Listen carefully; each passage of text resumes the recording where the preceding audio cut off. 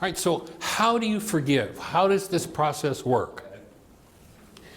Obviously, if Harvard is correct, and there's a time frame where 10,000 brain cells fire, and the maximum amount of data that constructs our perception is 9 bits, something has to select which 9 bits of data the mind's going to use to develop its perception.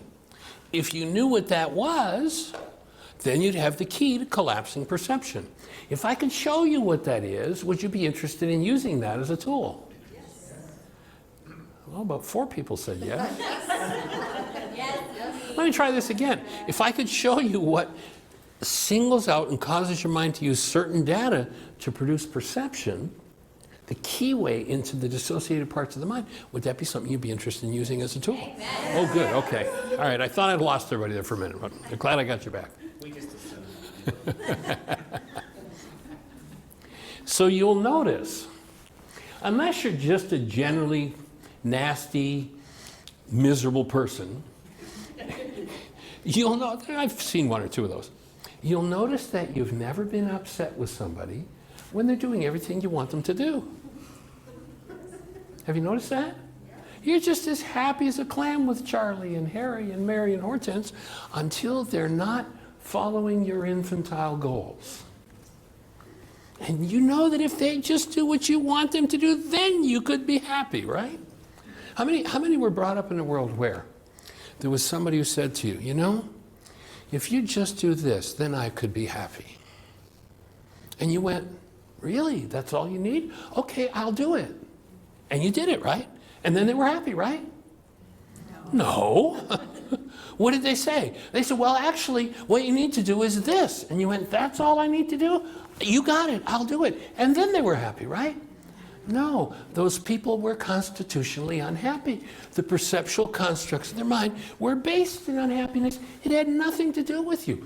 But sadly, a lot of people buy the message that I'm the reason they're not happy, and there's something wrong with me.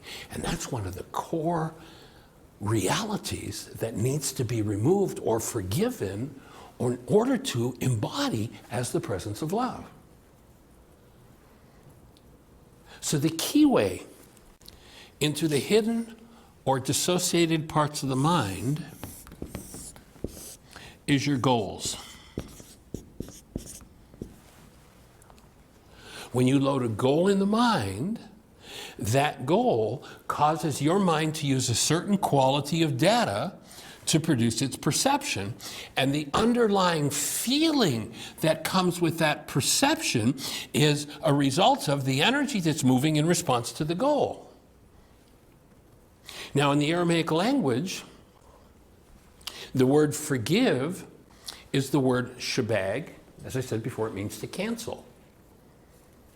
And in Aramaic, and this is a shock for most everybody, in Aramaic, the way you forgive, the way Yeshua taught 2,000 years ago how to forgive, is that you cancel the goal that you hold that's driving your perception. When you do that, your perception collapses. It collapses in on itself. And when it collapses in on itself, it gives you access to the underlying. What did the Course say? Return your mind to the point at which the error occurred and turn it over to the atonement in peace. How do you return your mind? You look at the goal that's driving your hostility or fear-based perception and you cancel it.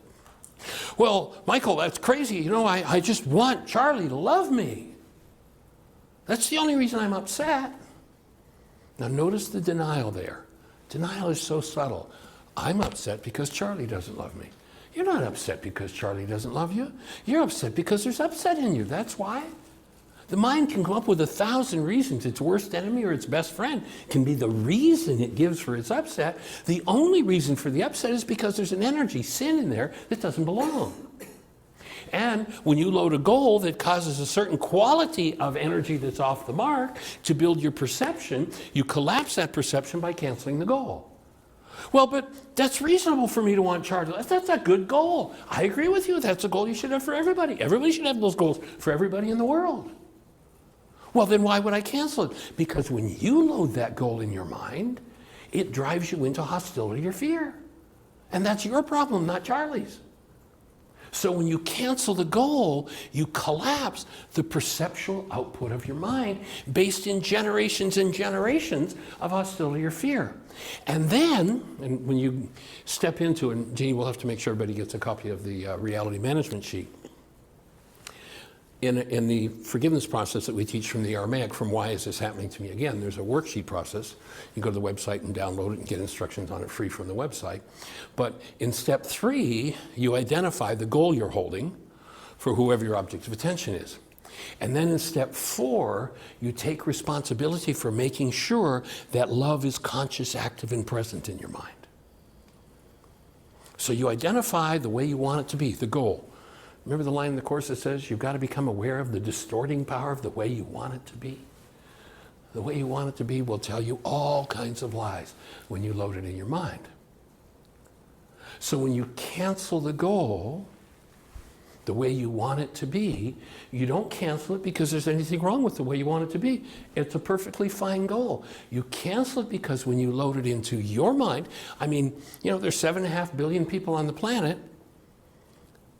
7.4999999 people on the planet can load that goal and be perfectly fine. But when you load it, it causes your mind to use hostility or fear to create your perception. And it destroys your energy system when that happens. So you don't cancel it because there's anything wrong with the goal. Perfectly good goal. You cancel it because when you load it in your mind, you have a problem. Now, your mind makes a picture of Charlie and tells you that Charlie is your problem, but that's because you live in denial. You think or speak as though Charlie's the problem in your life. When you think or speak as though Charlie's the problem in your life, you dissociate from the content of your own mind. You hide it from yourself. It's no longer yours. You now wear it right out there on your sleeve, and everybody in Dodge knows what it is that they're supposed to do, except you. They'll bounce off of it and play it out with you. Person after person after person. And you don't know it's there because in order for your mind to build a perceptual reality that the problem is Charlie, remember the Course talks about evidence forever indirect? In order for your mind to build an evidential reality that it's about Charlie, you have to hide the root from yourself. You have to dissociate from it. It's now no longer yours to change. But when you dissociate from it, you add energy to it. And when you add energy to it, you literally, energetically send that message in this energetic world to Charlie. And Charlie will tend to bounce off of it and do the behavior that causes this part of your mind to fire up. And when he does, then what will happen is you'll use that data in your mind to build your brain's picture of Charlie. And Charlie will show up in your mind with your problem attached, which you'll actually think is Charlie's problem. That's called projection, by the way. Projection is not, as the world teaches, taking something that's inside of you and putting it outside of you. That's externalization. Projection is taking something that's inside of you and making pictures of it, creating perceptions out of it. And so if Charlie rattles these brain cells, then your perception of Charlie will be built out of that because you loaded a driver that causes your mind to do that. When you cancel that goal, then this picture of Charlie collapses. And now you have returned your mind to the point at which the error occurs. And when you turn it over to the atonement, when you turn it over to the active presence of love, exposed, that dissociated part of the mind begins to dissolve. All hostility or fear begins to dissolve in the presence of love. Now, 2,000 years ago, they said to Yeshua, how many times do we have to do this? Is 7 times enough, Peter says to him? And Yeshua says, well, no, actually, Pete, it's going to take you 77 times 70. Now, you can bet that a bunch of fishermen by the Sea of Galilee weren't going, let's see, 7 7's 49, carry the 4, trying to figure out how many times we're going to have to forgive. In essence, what he was saying is, you are going to forgive an infinite number of times until you're free of what never belonged in your physiology. And that's the core of the forgiveness process. That's actually the first stage of it. The second stage is that oftentimes the things that we need to forgive have been going on in our bloodline for generations and generations and generations.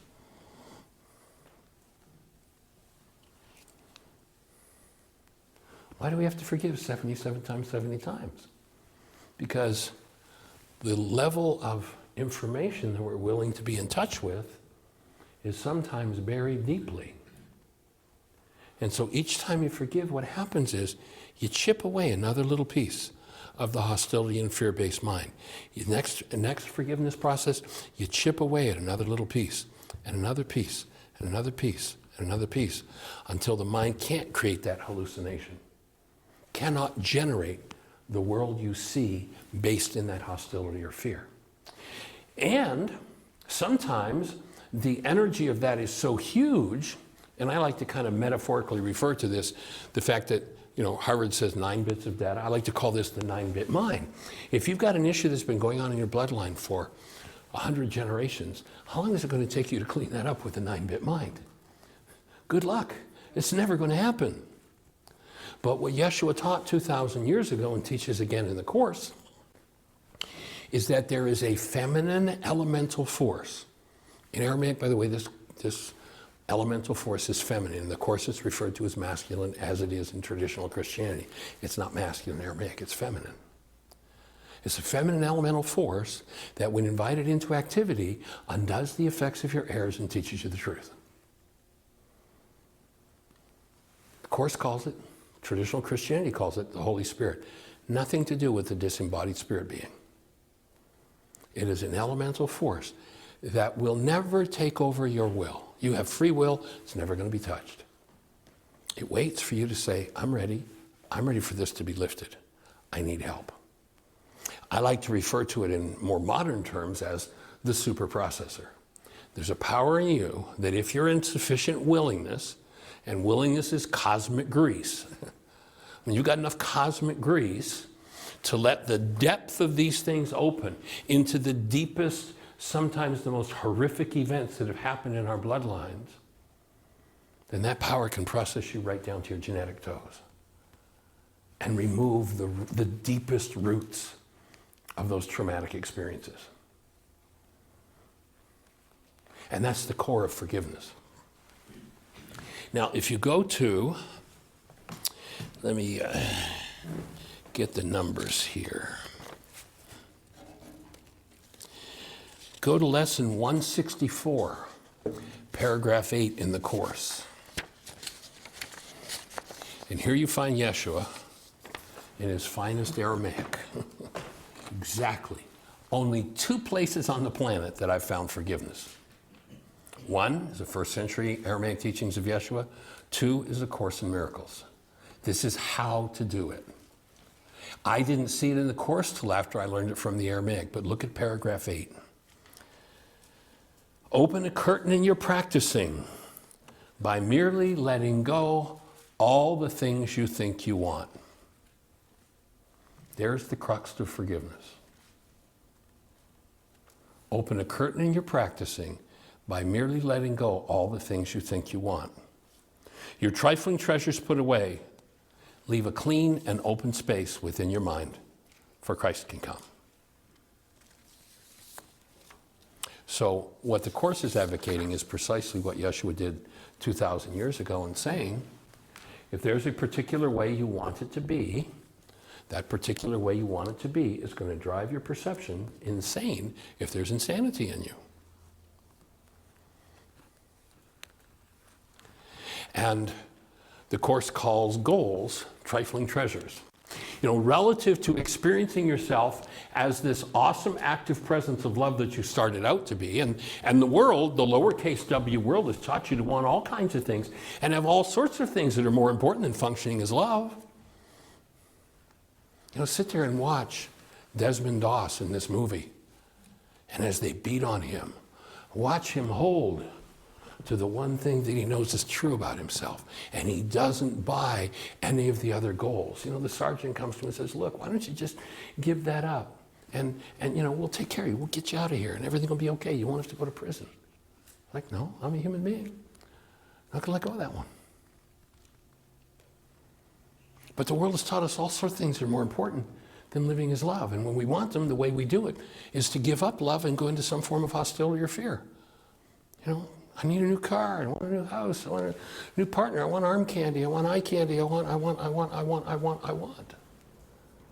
And all these wants are goals that cause the generational mind to build these perceptions based in hostility or fear.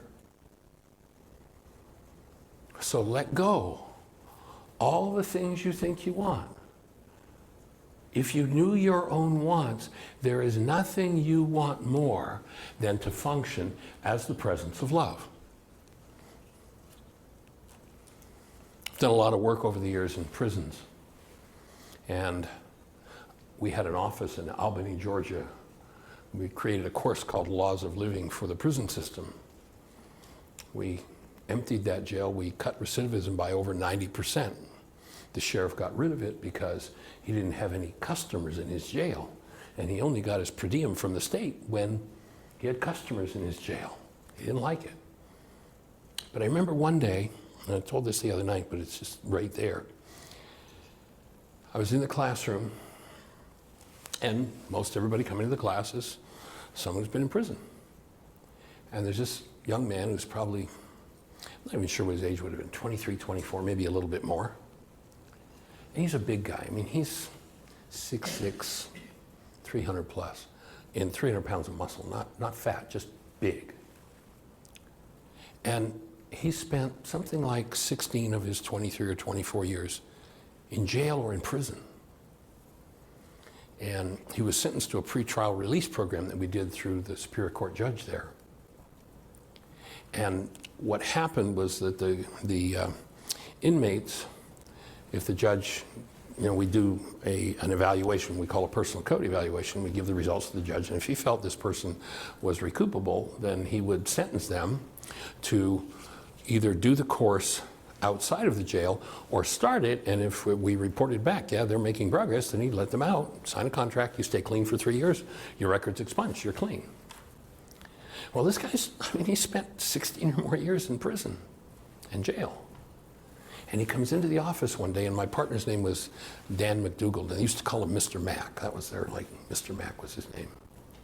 And this guy comes in as excited as the little 3-year-old boy could possibly be about his accomplishment.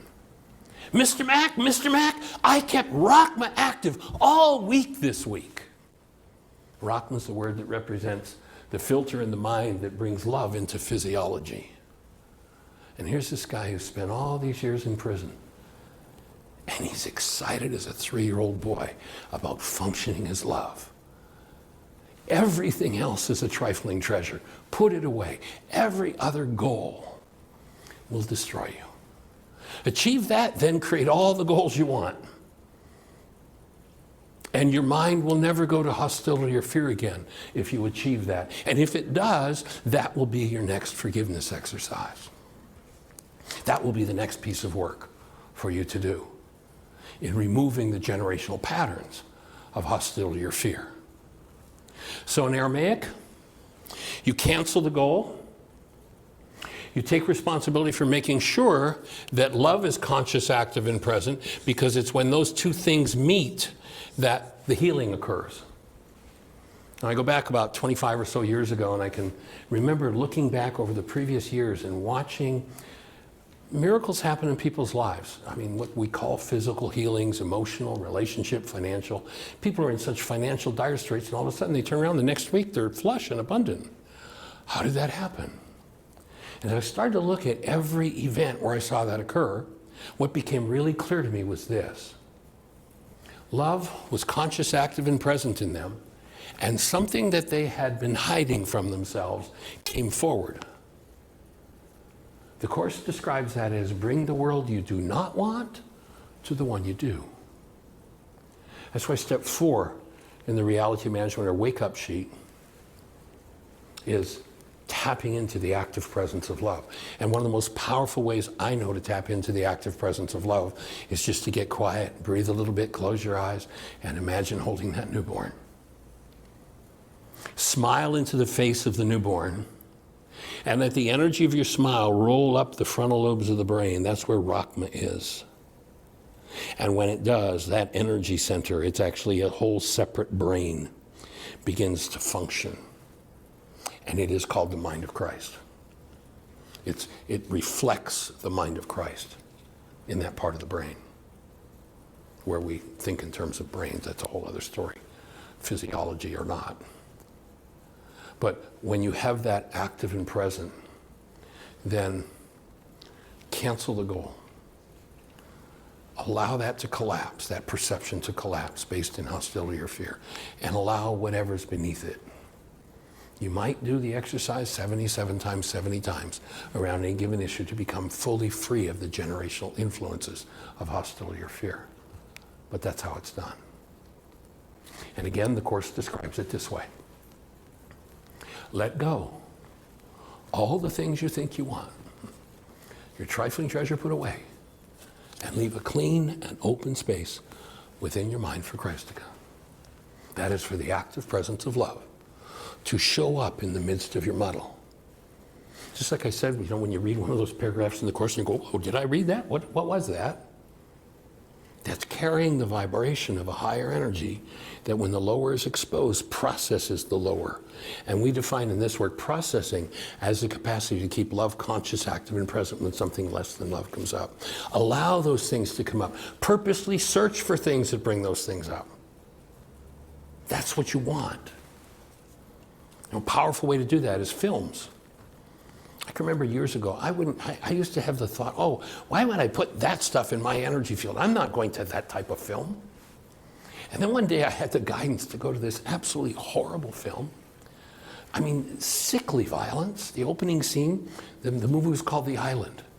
And I had the guidance to go to it. It's like, I'm not going to go to that film. Go to that film. I'm not going to that film. Go to that film. So I went to the film, and I sit there in the opening scene, somebody crawls up over the back of a boat, and they've graphically hacked this guy's leg off. I mean, it's horrible. It's like, what am I doing here? And the response that I got is, Michael, you have a belief in a world of bodies. Sit here and breathe and forgive, and you don't have to go out and create that in your world. You can use this as a stimulus to show you what's in your mind. And by so doing, you will shift your mind. That's one of the reasons we call them mind shifters. We have another tool we use on Saturday called Mind Shifter. And Mind Shifter is a thought about an issue in your life around which you have negative thoughts, and it's the opportunity to surface, process, and release the negative thoughts. Life is a mind shifter. Life is going to keep coming to you and resonating everything in you that is unlike love. You will do one of two things. You will say, why that rotten, look at what's wrong with them, or you'll say, here's another layer of my hostility or fear. I think maybe I'll own this. I think maybe I'll look at the goal that I hold that's driving this hostility or fear and maintaining it in my bloodline. I think I'll cancel that goal, collapse it, and bring love present and get free of this. Life is a mind shifter. Movies can be a powerful place. If you go to see Hacksaw Ridge, take some wake-up sheets with you. Because it's horrendous, and yet it's one of the most powerful demonstrations of how the active presence of love will actually live in the world of insanity and transform it. It's interesting, after he gets down off the ridge, all the guys who've been beating up on him, wailing on him, criticizing him, shattering him as emotionally shattering as they can, all of a sudden start to follow him. They're supposed to go back up on the ridge the next day. The next day is Saturday. And this guy's a Seventh-day Adventist. He won't work on Saturday. He's already told the army he won't do that. And his sergeant comes to him and he says, Doss, we need to go back on the ridge tomorrow, and I know you don't work on Saturday, but the guys won't go up without you.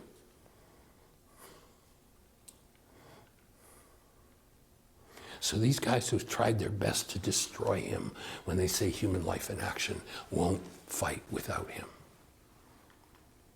And so one of the higher ups is standing by, and they send Doss over in front of and this is all based on a true story. They send him over in front of the troops, and Doss stands there and he prays. And whoever it is, the colonel who's given the order to the sergeant to get up there says to the sergeant, get those guys up there. What are you doing? You're supposed to be on. He said, Doss isn't finished praying. And this guy had no idea what was going on. And he looks at him, he's like, nobody will go up on the bridge without Doss. And he prays, He gives permission and they go. Human life is a powerful thing to live.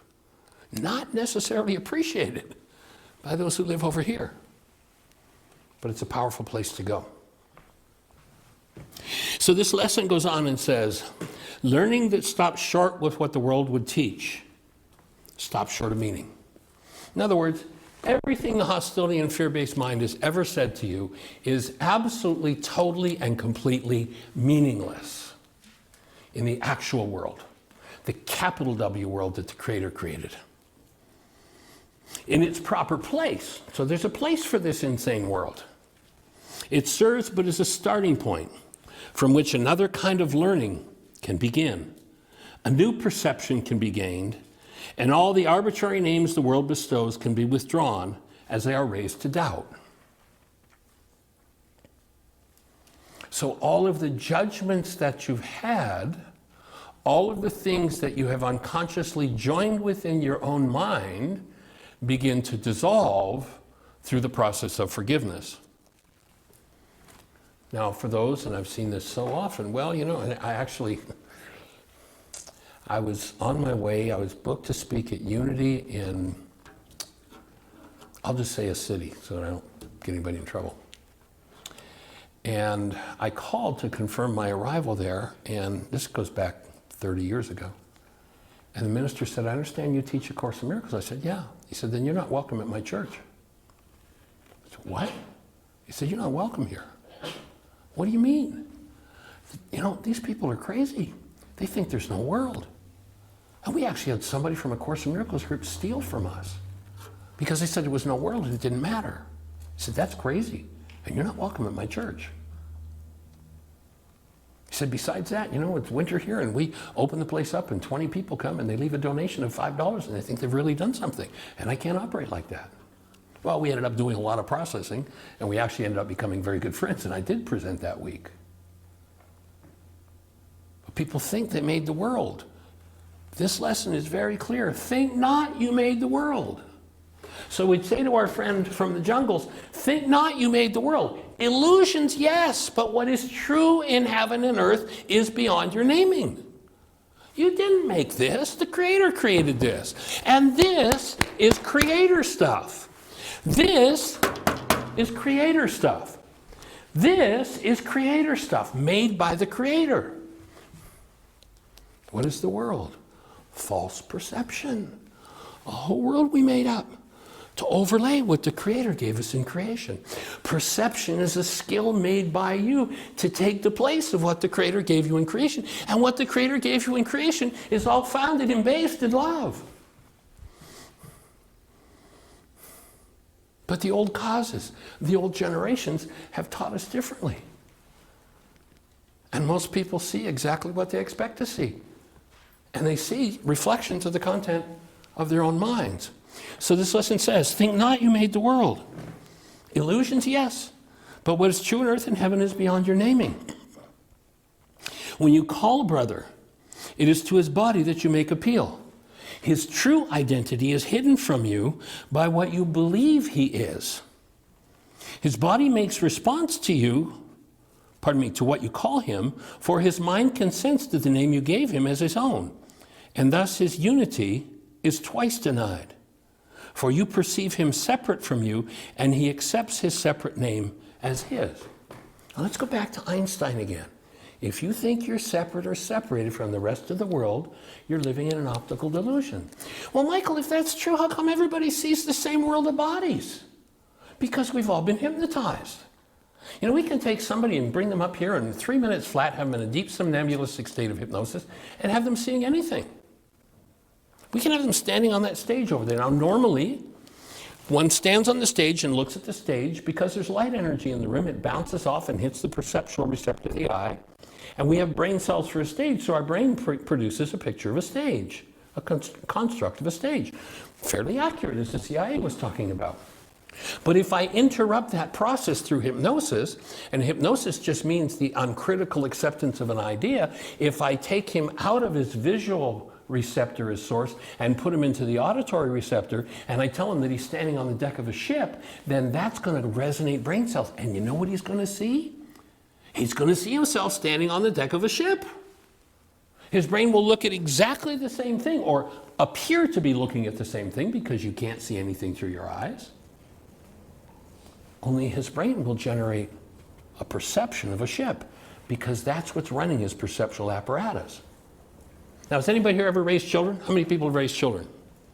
Okay, if a hypnotist can take somebody and put them into a somnambulistic state and have them seeing things that aren't there, how deeply do you suppose it goes? How many of you, as you were raising your children, did this, and how many times did you do it? Nose, eye, ear, hair, beard. Ladies probably didn't do that. Chin, throat, ear, arm, nose, eye. How many times did you do that? Now you're a God to them. You did it 1,000 times. Of course everybody's seeing the same thing. That's the teaching of the world. And it's not accurate. It's not true. Any more than, oh yes, I see the body. Oh yes, I see the shiny silver disc, but it isn't there. Any more than the ship is there that this guy's standing on. If we've been taught to believe that, well, you know, in our family, in relationships, you always get taken advantage of and there's always going to be a problem, then you could be with Yeshua himself or Mother Mary, and there'd still be a problem. Because relationship would cause those brain cells to fire. Until you forgive as to that problem, until you remove the root of that perception, that's what's going to happen. And those around will stand and watch and go, what are you doing? That never, anybody here ever been accused of saying something you never said, doing something you never did? Anybody ever been accused? Yeah, a little laugh there. Now, when that person said or did, or told you what you said or did that wasn't accurate, what state were they in? Were they in this awesome, peaceful, pure, joyful, inner sense, loving place? No. Perception is corrupt data when there's hostility or fear. And every time somebody accused you, they were in this state of some form of hostility or fear. Now that's easy for you to see, right? But when your own mind is using hostility or fear to produce your perceptual world, do you still believe it? Probably. Why? Even though I know better, why? Because it's been going on for 1,000 generations, and I have not reached the root of that errant perception with the active presence of life yet. I have not brought that part of my mind forward, the part I do not want, to the part I do. And so around any given issue, any given form of hostility or fear, you may do 77 times 70 forgiveness processes to be released from it. And as you do that, literally, the exposure to love of these errant pieces of data transmutes them so their error disappears.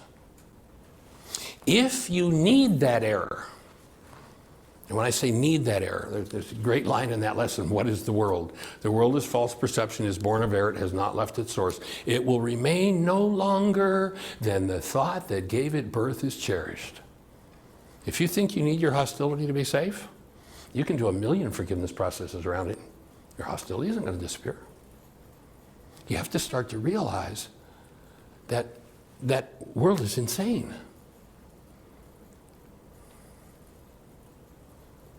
And a world where anything other than love is true about humans is impossible, though we see it all the time.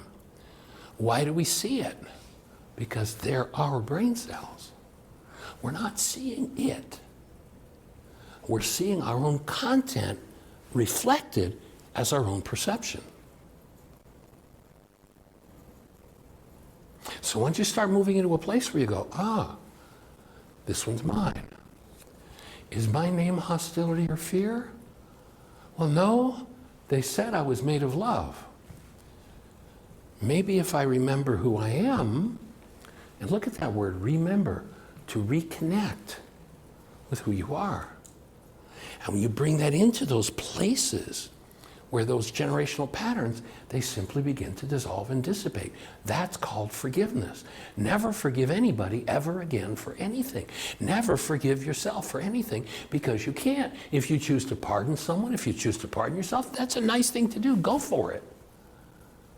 But reserve forgiveness for the removal or the eviction of every form of hostility or fear of which you are capable. And you are not capable of hostility or fear because of what anybody else has done. You are only capable of hostility or fear because there's hostility or fear in you. It's time to do our work.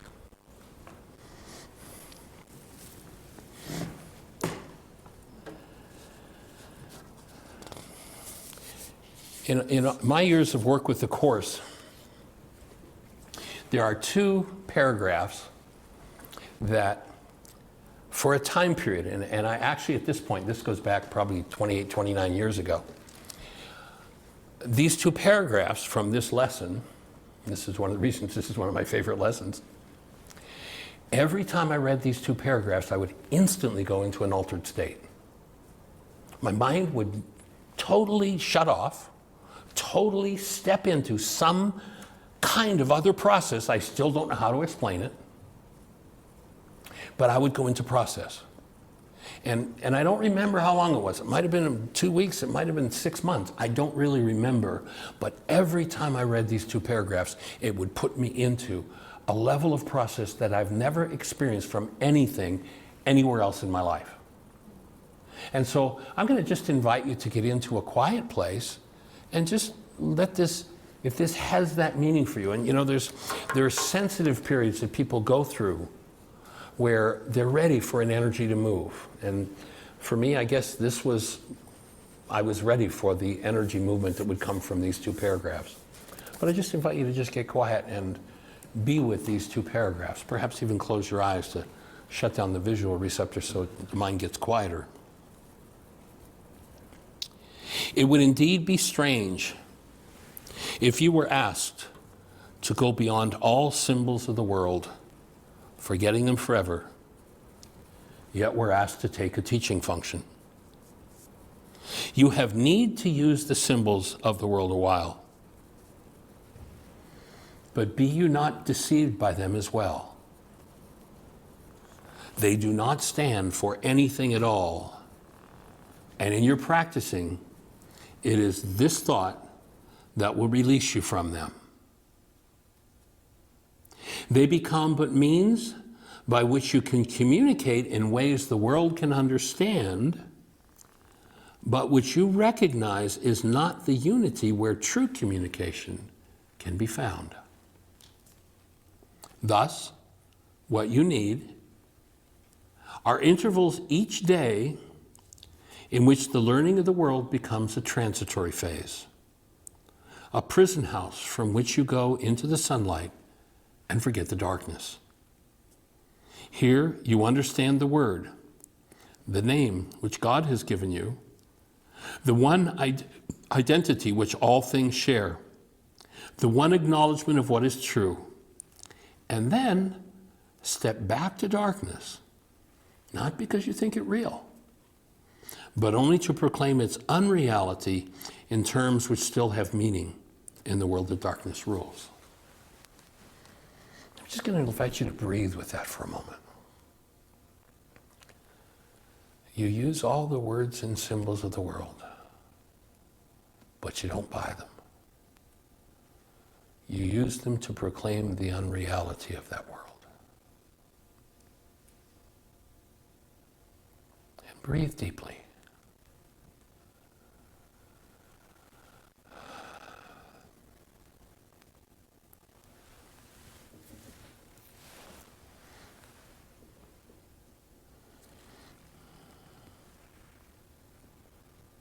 Once again, it would indeed be strange if you were asked to go beyond all symbols of the world, forgetting them forever, yet we're asked to take a teaching function. You have need to use the symbols, the words of the world, for a while, But be you not deceived by them. They do not stand for anything at all. And in your practicing, it is this thought that will give you release from them.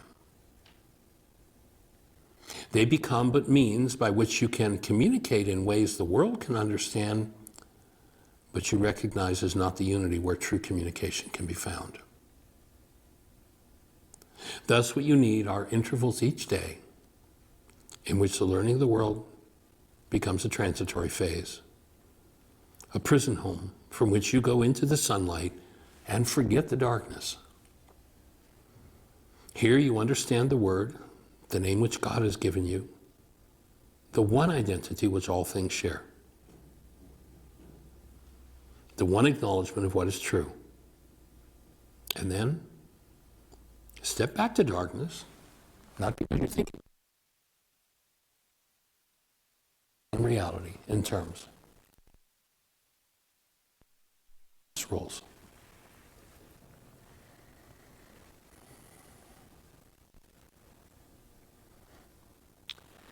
Every word that our friend from the jungles of South America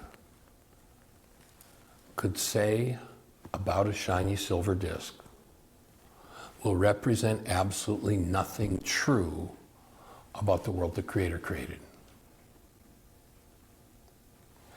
Every word that you could say about a body,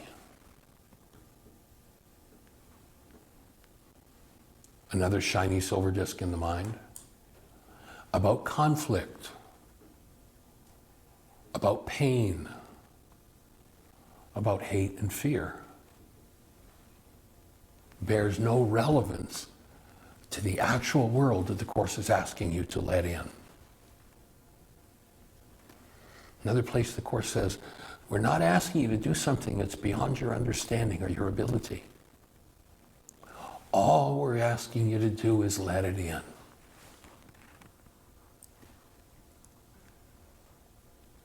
You might remember that song. Let me in, will you, will you?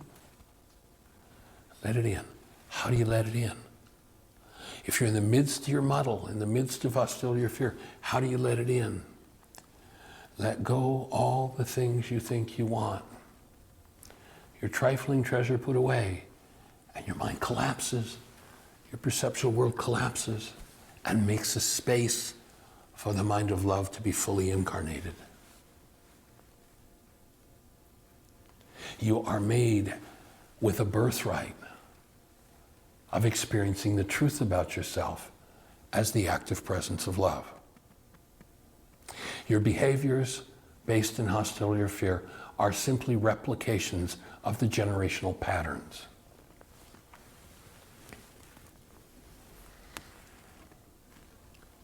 In our codependence work, we teach about what we call a power person. And the power person is a person who had more power over your life at some stage in your life than you did and wasn't functioning as love, and you perceive the situation as survival. Until one addresses and forgives as to those power person issues, there are only 3 possible behaviors that one can do. And the 3 behaviors are related to the levels of stress that a person's under. And so I just invite you for a moment to think about, maybe the behaviors that nag at you, that you say, why am I not finished with this yet? Why am I doing this to myself again? Or why are they doing this to me again? Why is this happening to me again? Just take a look and see how those behaviors fit with this. When there's no stress, people do whatever they did to get along with their power person. When stress starts to build, people did whatever they do to resist and survive with their power person. When people become ultra stressed, they'll do what their power person did to them that they hated the most. Until those dynamics are forgiven, those are the things that run the world of false perception. And it's not your birthright. And in truth, it has nothing to do with who you are.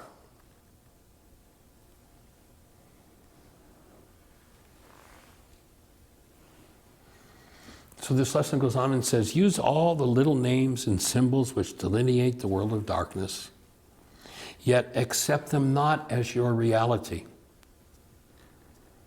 Ruka Dekudsor, the Holy Spirit, uses all of them, but he does not forget that creation has one name, one meaning, and a single source which unifies all things within itself.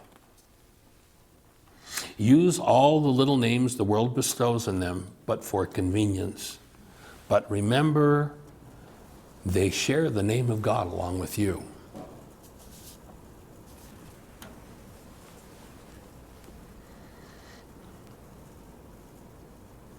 Now that's a statement that's true in the actual world that the Creator created. And then there's going to seem to become a conflict here, because the next paragraph takes you in a totally different place that seems to be contradictory. But when you understand which world it's talking about, it's not contradictory at all. So it's saying that you share the name of God. The actuality of what the Creator created is your name. But do you think in the world of darkness there's a word for that? It doesn't exist. There is not one true word in any language except, I suspect, the Aramaic. You know, Jeannie and I were in Europe a few years ago. We were in 3 or 4 different countries. And after the second or third country, I realized, oh my God, a group of people came together and made up these grunts and groans and called them words, and they have a language, and they're actually talking to each other. And that's all Babel. None of it has to do with the actual creation. So the Germans made up sounds they call German, and that's Babel. And the English made up sounds they call English, and it's Babel. And it has to do with what a group of people got together to make up based in the world of false perception. Guess what? The Aramaic language is based in the creation. If you look at the Aramaic alphabet, and the Aramaic language is the language of Yeshua and at least 6 of the world's major religions. There's a reason. It's not because it's a religious language, it's because it's a language that reflects the actuality of the creation.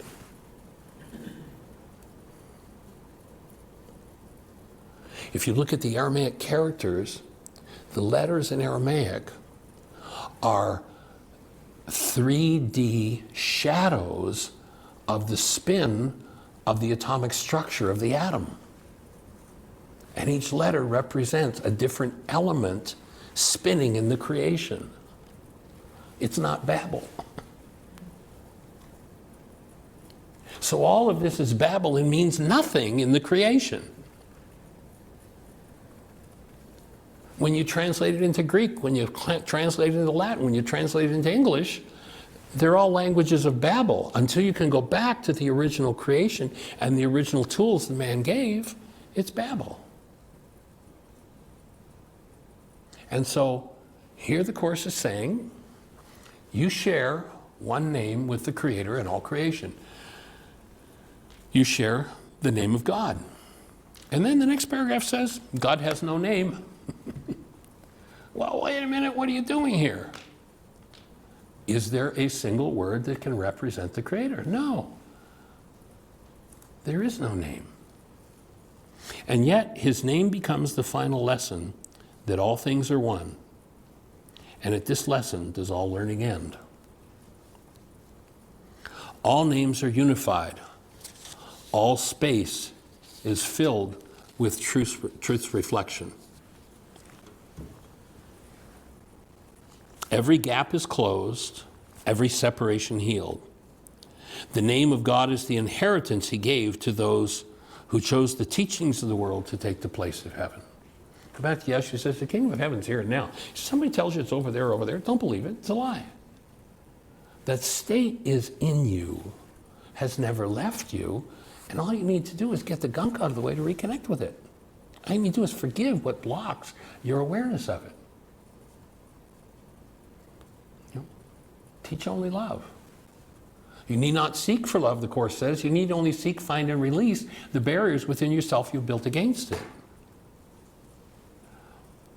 So So there is not a word that can represent that wholeness, but we can kind of speak about it. That's what I've been doing for this whole time, is speaking about it, around the edges of it, but you can't address the thing itself. And if you open a space, then you can comprehend it. And then when you go to put it in words, it goes, I don't know how to put that in words. Every gap is closed and separation healed. The name of God is the inheritance he gave to those who chose the teaching of the world to take the place of heaven. In our practicing, our purpose is to let our minds accept that the Creator is given an answer to the pitiful inheritance you made a fitting tribute to the Son he loves. No one can fail to find, no one can fail who seeks the meaning of the name of God. Experience must come to supplement the word. But first, you must accept the name for all reality and realize that the many names you gave its aspects have distorted what you see. So every word you use, going back to our parable, every word that our friend from the jungles uses to describe a shiny silver disc in some way distorts the actuality of the airplane propeller. That's the world of darkness. And that's our babble. That's what we're doing all the time. How do I resolve that? You learn to stand in a space of active love, and you become a thinker. Now, the world has a cheap copy of everything that's real in the spiritual dimension, and the world's cheap copy of thinking is cycling information. If I say, don't think about the color of your car, what happens? Most people say, I think about the color of your car. Are you sure you're thinking? Or is that just a pure resonance activity? I say, don't think about the color of your car, and brain cells fire, and the color of your car comes forward. Most people call that thinking, and the truth is, if most people said what they thought, they'd be speechless. Thinking is the act of keeping love conscious, active, and present in your mind, no matter what's happening in your world. That's thinking. And when you keep that mind of love conscious, active, and present, then you become a conscious co-creator of your life. And you're not trying to figure things out from this perceptual mind that's separate or thinks it's separate and lives in a whole world of darkness.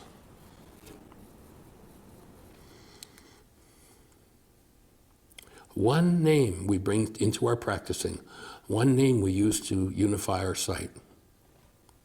And though we use a different name for each awareness of an aspect of the Creator's Son, remember the Course says, you made perception as you would have perception be.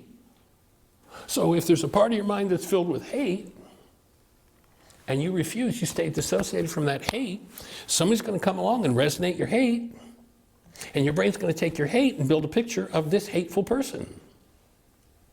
That's why the Course says, exempt no one from your love, or you will be hiding a darkened place within your mind where the Holy Spirit's healing power is not welcome. So if there's one person, remember you live by symbols? If there's something in you you don't want to own, you have a symbol for it. And if you live in denial and dissociation, then you project that content into your brain's image of that one, and they become the symbol of your fear, your sadness, your grief, your hatred. And when you exempt that fear, sadness, grief, or hatred from the presence of love, the way you do it, the way you keep it from healing, is you say, well, that person certainly doesn't deserve the presence of my love. And oftentimes, the main person that bears the brunt of that one is the individual themselves. Exempt no one, including yourself, from experiencing you as the active presence of love. Or that person becomes the symbol, the picture, outward expression of the inward condition.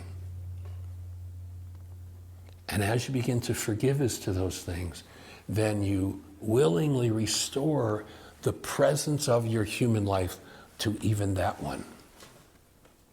The person who won't do that cannot be fully healed.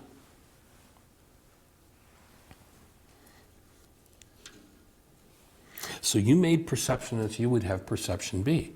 And we've made up symbols for everything we hold within us. Each individual that you have some form of hostility or fear before is a symbol of that hostility or fear hidden in you and disordering your mind.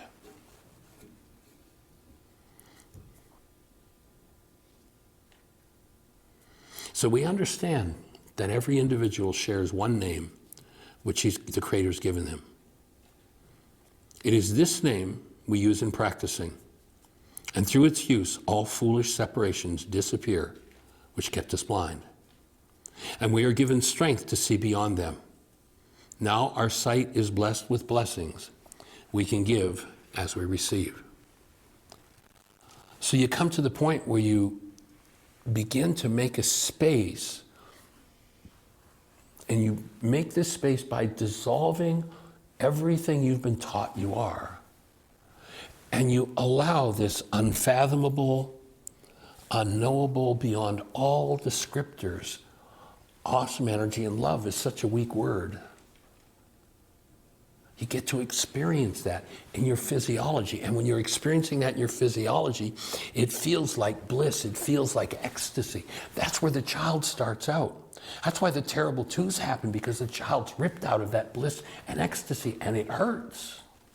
And that moment, too, has to go back and be forgiven.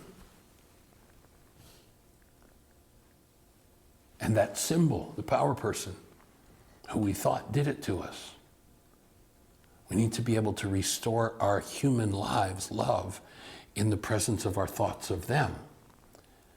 And the more dastardly they were, the more important it is to do that piece of work.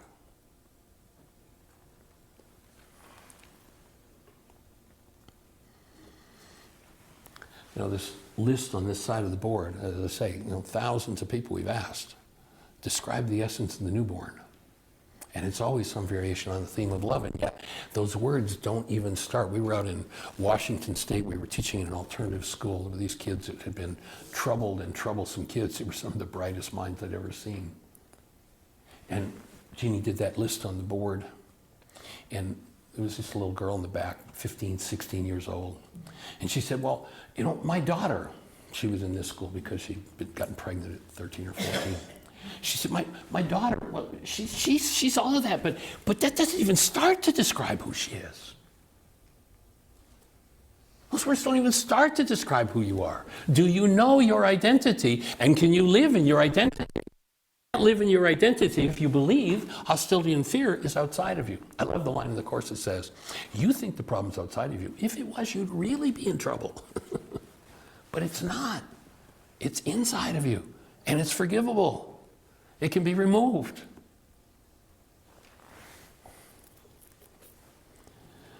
And then there's a brief meditation, the last paragraph of this lesson. I'm going to invite you once again to just close your eyes and breathe deeply. Father, our name is yours. In it we are united with all living things, and you who are their one creator. What we made and call by many different names is but a shadow we have tried to cast across your own reality. And we are glad and thankful we were in error. All our mistakes we give to you, that we may be absolved from all effects of our error, that all effects of our errors seem to have. And we accept the truth you give in place of every one of them. Your name is our salvation and escape from what we made. That's the only escape necessary. Your name unites us in the oneness, which is our inheritance and peace. And I'm just going to invite you to take a few deep breaths on those thoughts.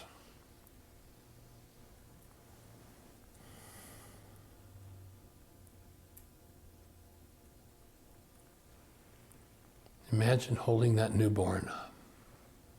In fact, if you would, put your hands in the posture you'd actually have them if you were holding a newborn.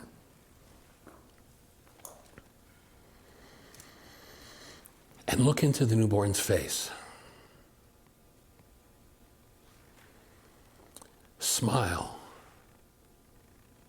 Look into the eyes of the newborn and smile deeply. Let the energy of that smile rise up your face into the frontal lobes of the brain.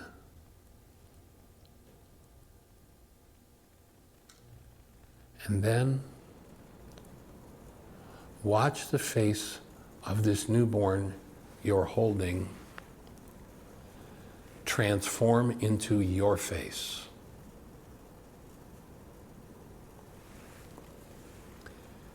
And realize the truth that you are this awesome, indescribable active presence of love. Tiny words to describe it with, but let yourself be with that experience and breathe it in.